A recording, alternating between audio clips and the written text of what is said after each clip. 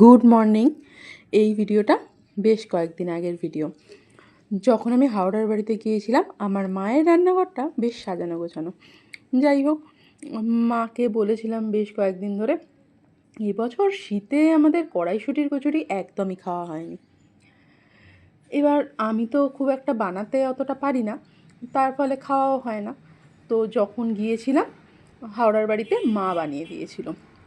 তো মা কীভাবে বানাচ্ছিল সেটাও আমি একটু দেখে নিলাম। আর তার সাথে বানানো হয়েছিল আলুর দম।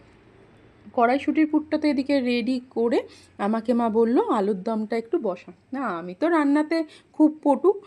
তারপর আলুটা সিদ্ধ করার পর আলুটা আমি খোসা ছাড়িয়ে দিয়েছিলাম। আর তারপর মাই মোটামুটি আলুটা ভেজে দিল, কারণ আমি না সিদ্ধ আলুটা ভাজতে পারছিলাম না, কীরকম যেন আমার ঘেঁটে যাচ্ছে হচ্ছিলো।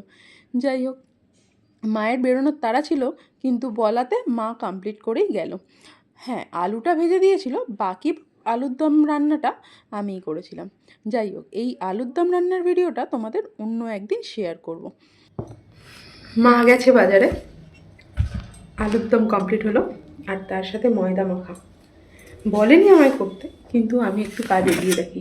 এখানে পুর আর ময়দা একটু বানিয়ে নিই কচুরি।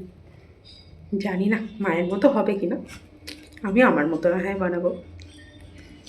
আমি তো পুরাই আমার মতো করে, কারণ এই সমস্ত জিনিস আমি ছোটোবেলা থেকে দেখেই শিখেছি। আর এখন ইউটিউব, ফেসবুকের ভিডিওর দৌলতে দেখা, কারণ নিজের হাতে বানানো হয় না।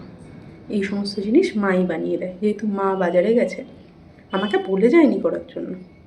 কিন্তু আমি ভাবলাম একটু কাজ গুছিয়ে রাখলে খারাপ কী আছে, তাই ভাবলাম একটু পুরটা পুড়ে নিই। আমি আমার আন্দাজে পুর দিচ্ছি, আমি জানি না কম বেশি, এটা তো মাই বলতে পারবে। আশা করছি এবার ঠিকঠাকই আছে, ঠিকঠাকই থাকবে পুর দেওয়াটা। দেখা যাক তারপর মা এসে কী বলে। আমি তো আমার মতো দিয়ে দিচ্ছি, হয়তো বলবে একটু কম হয়েছে বা বেশি হয়েছে, এর থেকে তো বেশি কিছু বলবো না।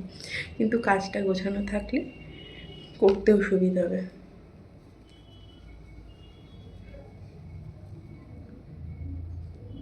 ও বাবা, আমি তো প্রচুর কাজ গোছাচ্ছি, যে দেখে কি বলবে আমি নিজেও জানি না। মানে অভিজ্ঞতা আর অনভিজ্ঞতার একটা ব্যাপার আছে না, সেটা হয়েছে আমার। এইসব জিনিস বানানো হয় না, বেশি পাকামো মেরে করতে গেছি, মাঝে মধ্যে দেখছি ফাঁক হয়ে যাচ্ছে। জানি না কি বলবে, কী বলছে তোমাদের বলছি, দাঁড়াও। মা আসার পর বাজার থেকে অনেকটা দেরি হয়ে গিয়েছিল, তাই বেশি কথা বলার সময় ছিল না, কারণ আমারও বেরোনোর আছে। তারপর মাকে আমি একটু বেলে দিচ্ছিলাম। কচুরিগুলো ময়দা দিয়ে বেলেছিলাম। কচুরিগুলো যথেষ্ট বড় বড় হয়েছে, এবং একটাও কিন্তু বেলতে বেলতে ফেটে যায়নি, মানে তেল নোংরা হয়নি। যদিও আটার জন্য তেলটা একটু কালো হয়ে গিয়েছিল, কিছু করার নেই। যাই হোক, প্রত্যেকটা কিন্তু টোপা টোপা হয়ে ফুলেছে।